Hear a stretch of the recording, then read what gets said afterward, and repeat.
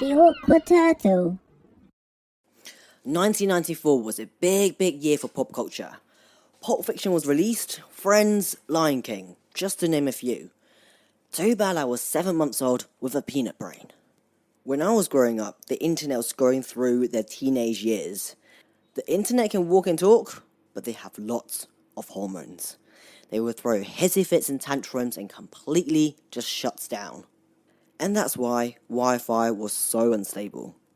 And today, the internet is in their soaring 20s, absolutely flying with all these new apps and platforms. And I always think, wouldn't it be so cool to grow up in an era where anyone can literally do anything with a swipe of a finger? And this is why I wish I was born in the 2000s, where the internet is just done with puberty and they're well into their adult life. I wish I was born in this decade where you are the rise of Netflix and memes. Gen Z today have the mature, grown-up, wedded Justin Bieber. And all we got was a hair-flip Bieber and his bloody monkey. If there was a remake of I Wish I Was a Punk Rocker for now, it would go something like this. Oh, I wish I was an influencer with flowers in my head. In 2020, internet evolution was in the air. I was born too soon to the world who buys their likes. Yo. Oh, I wish I was an influencer with flowers in my head. Oh, thank you guys, thank you. You're far too kind. 90s was still cool in our own way. But 14-year-olds then and 14-year-olds now are just completely different. I think we are the last generation who will remember phones without the internet. We are the last ones to know if you want a phone that will never break, you just go and get a Nokia. A Nokia phone simply does not break. You can run it with a car and your high score on snakes will still be on there. My favorite was the flip phone. Flip phones just gave you a bit of character, just gave you a bit of an edge. It's like how smoking was kind of cool when you were younger. Same energy. The coolest of the cools is when you dramatically hang up your phone with a flick of the wrist and then you take a puff because your mum wouldn't let you hang out with your mates at the park. For those of you who only knows about iPhones and touchscreens, we used to have this thing called keypads. Phones back then was very simple. And for sure was not built for arguing via text. Because we used to have this thing called word limit for texting. Your text would not send if it's too long. And it will break into 2 separate texts. And you don't want to do that because it also took up your 2 free texts on the cheapest orange plan. Yes, not only we had word limits on text, we also had limited texts. It's funny how much we take texting for granted. So your argument had to be concise and straight to the point. There is no room to soften the blow. You just get straight into it. F U C K Y O U. Send. But phones nowadays obviously are much better now. We basically have all the answers in the world and I can find out that a group of crows is called murder within seconds. Why do we need to know that?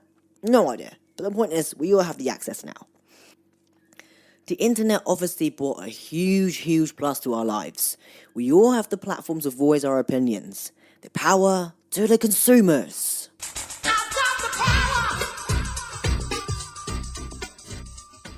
Okay, let's bring it back further. Does anyone remember when we didn't use the computer for the internet? And I'm sure a lot of you did this as well, but I would go on Paint and draw lines just across the whole page, randomly, and fill the holes with colours, but only using the colours blue and green. And eventually, you have Earth. 2D, of course. I would also use things like Word just for fun. I didn't really need to write an essay, but I needed to create a cool word art title for all my homework. Bean Diary, all in capital letters. light blue color with a squiggly line. Blow it up to font 46, centered format, transition, dissolve. If anyone's feeling nostalgic right now, there's this fan website of word art. It's makewordart.com. Go check it out. I came across it when I was doing this podcast. It is fantastic. Then I think the internet took a dark turn. Remember planking? Planking was this big phenomenon that involves people lying face down in public places. The stranger, the better. I remember it was such a weird and strange thing that the BBC wrote a piece entitled, Who, What, Why, What is Planking? People would do it in classrooms, top of buildings, in the middle of the road. Eventually, this got banned in some places because too many white kids were dying. And then we had the mannequin challenge and the Harlem Shake, which you would get as many people as you can, put them into one room, and to record these elaborate scenes of either not moving for the mannequin challenge or just flipping out for the Harlem Shake. Just pure, random, weird shakes in any direction with your whole body to the music. Celebrity, of course, got involved. People like Paul McCartney, Britney Spears, Taylor Swift. It was this one big thing. And there was just no real purpose to it. And I hate to say this, but in some parts of the world, this is just called having a stroke. Then, a few years later, puberty hit the internet. And it was just one massive horny fest. So Tinder came along. We can pretty much order sex with a swipe of a finger, and it is pretty transactional. I once saw his profile that says, I gag on my toothbrush. Don't get too excited, boys. Ew. Dating on Tinder is dangerous. I admire people who still go on it. Because for all you know, you are sexting 6 girls instead of 1. You have to send a message thinking how it will look on a screenshot.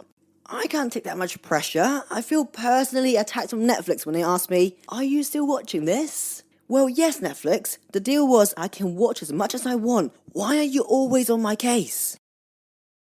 We always make fun of a lot of white people on how they don't really speak a second language or they don't really experience other cultures, right? But that's not true anymore. Apart from English, they can now also speak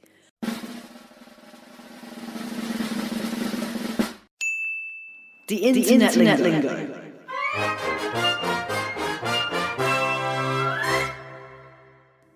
Through memes and emojis. I've never learned the alphabet in school, so this is really handy for me. See, this is what I was made for this generation. Memes is another great internet phenomenon. I get the news now through memes. I first heard about the possibility of World War III because of memes. I wake up to the memes from my friends. No one sends morning texts anymore. We all wake up to grumpy cats and evil Kermits. There's this website called Know Your Memes. It documents all the memes in the world, catchphrases, trends, all that kind of stuff. The sad thing is, or weird thing is that the people of power in this world saw the potential in this and started developing content around politics. And a lot of memes are now used to sway perceptions for the elections. Businesses now use hashtags and memes to promote their campaigns. And what does this mean for the future? Well, in 20 years' time, there'll be questions like this in open exams. Which of the following memes best describe the feeling of COVID-19 crisis in 2020 and why? Option 1. A picture of unimpressed Kim Kardashian watching a home workout video. Awesome job, honey. Number 2.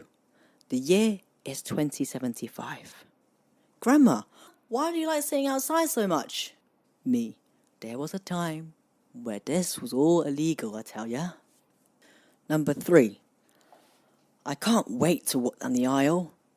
And it's a picture of the aisle on the plane. Number 4. Maybe if I develop feelings for COVID-19, it will leave. Or is it 5? Realizing your lifestyle was called quarantine. Today, the internet is mind-blowing. Platforms like Instagram, Facebook, they're just taking over the world. And I don't think that's a bad thing at all. I think it's a brilliant platform. And I think we all just need to use it in a much, much better way, collectively. Every single one of us. Everybody is online. Even our parents, our grandparents are using Facebooks. I'm 26 this year, and for the first time in my life, I feel a bit old. I keep seeing these memes that says, I am Nokia phone old. I'm YouTube with a brown TV old. I was working from home during Corona. And that there is Stone Age for the internet.